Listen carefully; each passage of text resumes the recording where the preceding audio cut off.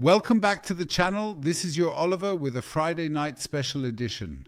The video was already planned for today, but I thought I would save it for tomorrow to kick off the weekend. But no, I have discovered a few things and I just have to share them with you. I mainly create Ripple XRP content, okay? And I often talk about what is currently happening in terms of timing, that we are increasingly approaching a certain point in the near future where a lot seems to be converging. Litigation progress, real, USD. Tokenization, this symmetrical triangle that is converging tighter and tighter. Everything is set for October, November in the midst of the bull market. And now I see a completely different development, or rather I perceive it that way. And I will briefly take you through it. If you don't like what I'm saying here, feel free to let me know in the comments, but please do so with solid reasoning. I also do not provide investment or financial advice, but I know the SEC, I understand what is happening here. And I am aware of the behavior of the anti-crypto army. And Elizabeth Warren, the leader of the group here, wants to introduce a CBDC for America, 2001, and now Bitcoin, such as and other cryptocurrencies, and so on. But before I dive into that, I want to show you something, because these are the points we need to keep in mind repeatedly, and that is the debt situation in America. EJ Anthony certainly says, this is not a meme stock, not a stock of a failed regional bank, or even a completely random shitcoin. It is the significant financial losses at the Federal Reserve, and it has recently notably just surpassed the $200 billion mark. The people with the money printing press have managed to figure out how to lose money in their operations. And now please just take a look at what has happened in the last 2 years. While the Federal Reserve always had a balanced balance sheet, it has dropped to over $200 billion. You might be wondering, perhaps if these losses are in fact actually unrealized. No, they have already been realized, they have been reported, these debts have been sold or whatever. In any case, the Federal Reserve is currently in the negative, and the unrealized losses are likely many times higher. And Jerome Powell has a money printing machine in the basement. One can ponder what ideas he has while sitting down for his burger in the evening. Now let me talk about a fintech stock that has really experienced an incredible surge in growth in the last few months and years, Nvidia. The demand for our AI chip Blackwell is indeed crazy, confirms Nvidia CEO Jensen Huang. They make incredibly advanced AI chips, and the stock has absolutely phenomenally, remarkably skyrocketed. Okay, now they are undoubtedly naturally selling a lot of AI chips to Bitcoin mining companies. So it now looks like Nvidia is facing a long legal battle that has lasted over 6 years. Just think about it, 6 years, in court all the way to the Supreme Court, because investors feel misled. Specifically, these are investors in mining companies. Well, maybe things aren't that great after all, but let's take a look at what this is all about. BTC Echo has reported on the chip scandal with Nvidia under pressure. The SEC and the Department of Justice are supporting the lawsuit against Nvidia for alleged deception. The truth was concealed during sales to crypto miners. Well, we will find out. We will see. Okay, so Bitcoin. Chip manufacturers are under pressure. The stock is under pressure. The Federal Reserve has debt. Well, let's move from the SEC and the DOJ over to another agency, the CFTC. And what do we read there? The U.S. Commodity Futures Trading Commission is reportedly proposing a measure that would allow the use of securities based on digital ledger technology in the trading of commodities and derivatives. The proposal is expected to undergo a thorough review process aimed at ensuring compliance with existing regulations and addressing potential risks associated with digital assets. So, while we are here, I always have a bit of a strange feeling about Bitcoin, folks, but that's my personal opinion. It's my channel. Feel free to write in the comments what you think. You are also welcome to subscribe to the channel if you like what I do. But I don't trust the peace when BlackRock and such large institutions are hammering away endlessly. I just have a bad feeling about it. Let's stay on the other side with distributed ledger technology, derivatives trading via DLT, and explore opportunities in the field of... Then I would like to remind you of the DTCC, digital assets, data, liquidity, and infrastructure. Three of the world's largest financial market infrastructures, DTCC, Clearstream, and Euroclear, have presented a comprehensive plan in a strategic collaboration, in collaboration with the Boston Consulting Group, aimed at establishing an industry-wide ecosystem for digital assets to ultimately promote the acceptance of tokenized assets. Who is a partner at the TTCC or a member? Algorand and Ripple. Progress is simply moving forward there as well. But this is not a Ripple video. That will come tomorrow. Let's move on to another story that has just come up, and it's very current. In fact, it's quite recently forgotten. Watch A Guru Justin, an intriguing and captivating new HBO documentary that boldly claims to know the true identity of the elusive Satoshi Nakamoto, the mysterious and pseudonymous creator of the revolutionary Bitcoin.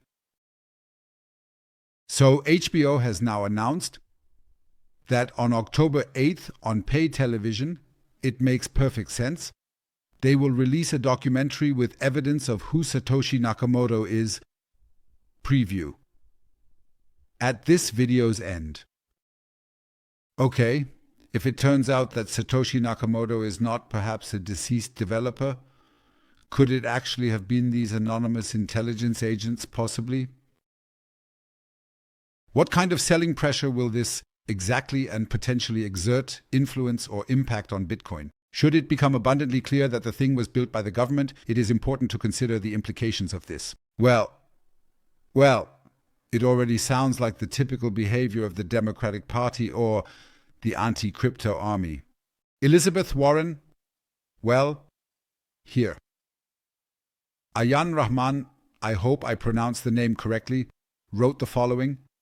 The question should not be, who is Satoshi, but who has actually paid to host an HBO documentary to reveal such details in a dramatic, compelling, intriguing, and captivating manner? Based on an initially published article, it seems to be that this is being funded by a certain leftist group that wants to portray Bitcoin as something evil. Name-dropping Elon Musk, Donald J. Trump is mentioned along with politics, and the issue of complicity in crimes is raised when one cannot control how people use money. The same kind of people indeed went hunting for Tornado Cash or Ross. The script is disgustingly evident. Well, if Bitcoin maxis are not currently highlighting the Ripple XRP case, that can be understood. But let's move on and come to Tether. You know my resentments against Tether. It is not 100% clear whether all these billions of dollars are really backed. Are they really there? Smokedown has recently published the following tweets on their official account, and they are from October 1st. He writes that 90% is the percentage of stablecoin transactions that are driven by bots and artificial inflationary practices. Only approximately 10% of stablecoin transactions involve real human activities.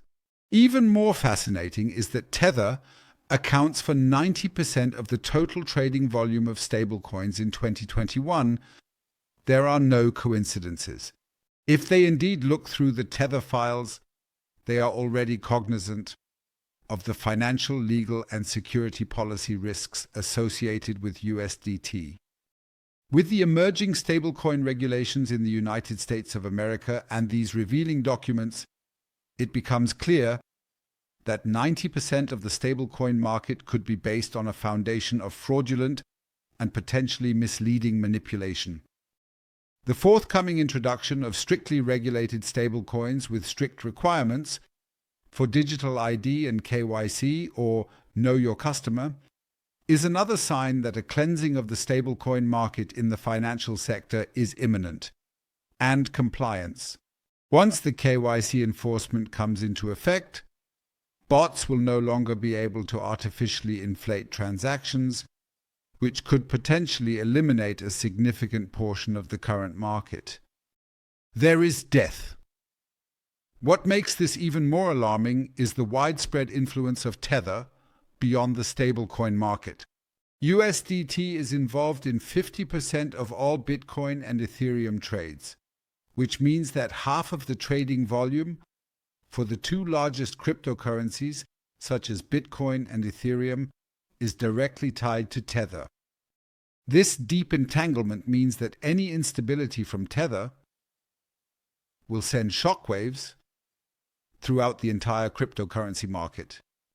As the volumes of USDT have already been artificially inflated or manipulated, the mainstream recognition of this reality will significantly and substantially distort the prices of Bitcoin and Ethereum and destabilize the broader ecosystem. It is only a matter of time before inevitably soon more stringent regulations and more rigorous requirements reveal the full extent of this manipulation. The transition to regulated stablecoins could significantly and substantially reshape the market, potentially eliminate fraudulent activities, and pave the way for a more transparent and accountable system. So this post was about the extent of Tether's influence, how many percentages of transactions are processed through Tether, and of course, is it exactly backed in detail? Is this really happening now? Is it indeed real, or is it just hot air? On October 1st, he posted the following on his social media account about the recently disclosed relationship between Tether and Bitcoin.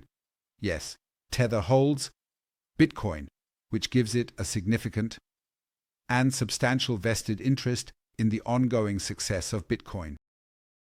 Just a small note, please think about FTT and FTX now and consider its implications. Tether not only facilitates a large portion of stablecoin transactions, but also reinvests its profits back into Bitcoin, creating a dependency cycle between USDT and Bitcoin. Bitcoin corresponds to approximately $4.6 billion. For comparison, the US dollar, Tether reported a profit of approximately $5.2 billion in the first half of the year. As Tether continues to reinvest its profits in Bitcoin, its dependence on the price fluctuations of 1,000 Bitcoin increases. However, indeed, this context should also raise concerns about market manipulation. If 90% of the stablecoin transactions are driven by bots and artificial inflationary practices, as previously mentioned, and Tether is 90% of the stablecoin trading volume, the potential for inflated or manipulated USDT volumes distorting the Bitcoin price becomes a serious issue. Once the stablecoin regulations are implemented and enforced, this cycle of reinvesting profits into Bitcoin could potentially be interrupted, significantly exposing the entire crypto ecosystem to unprecedented volatility. A piece of the puzzle. The question is not whether Tether's market dominance will undoubtedly be subjected to regulatory scrutiny, but exactly when. If regulations are tightened, we may potentially ultimately see how much of the Bitcoin price was supported by the artificial inflation and market control of Tether. Tether will eventually have to face the question, do we let the regulators in or not? Is it real or not? They can say again that everything is backed and it is all secure. As long as it is not verified, it remains just a promise. That was posted on the date of October the 1st. And what exactly happened today? Connect the dots, friends. Always connect the points. Cointelegraph. Justin from Coinbase will remove USD. Tether. and other non-conformist stablecoins from the list in the EU. Coinbase will remove stablecoins that do not comply with the new micro-regulations of the EU by December 30th, 2024. Many of you might be thinking right now, well, this is Europe, and it indeed has nothing to do with that. Most of it is currently happening in America. In every single proposed stablecoin legislation, it is clearly and explicitly stated that the backed dollars will not be represented in crypto. This means that if Bitcoin wants to continue doing business in America under the new stablecoin laws, which may be passed by the end of this year and could come into effect relatively quickly, then Tether has a problem because they will have to sell all their Bitcoins. Ho, ho, ho. Just imagine what that would do to the price. Ouch. Well, yes, but go ahead and keep singing the song. I'll just say one thing. Be careful. Be careful. When you see that the stablecoin regulation is indeed progressing in America, I will definitely keep you updated on that. So subscribe to the channel, hit the bell, and be careful. If that happens, and Tether is still processing this volume, then you know, if most of the business is in America and Tether is no longer approved, they are already not allowed in New York. And now it's the same in Europe. Well, a RLUSD is coming soon. Perhaps several people will swap or cash out and go into the real USD. Digital asset investor. Timing is everything.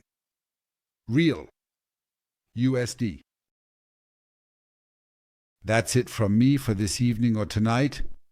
Tomorrow, as usual, there will be an extra XRP Ripple video, which will be published sometime in the morning. Tomorrow, as always on Saturdays, the live stream will be here. I would be happy if you could join. That's it from me now. I wish you all heartfelt time to grow and stay healthy.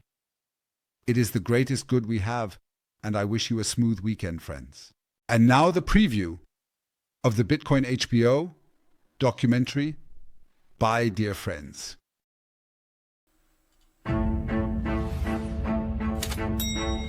Satoshi Nakamoto, the inventor of Bitcoin, could be one of the richest people on Earth. But many years ago, Satoshi had disappeared, and with Bitcoin being woven into the fabric of the financial system, it solidified its role as digital gold.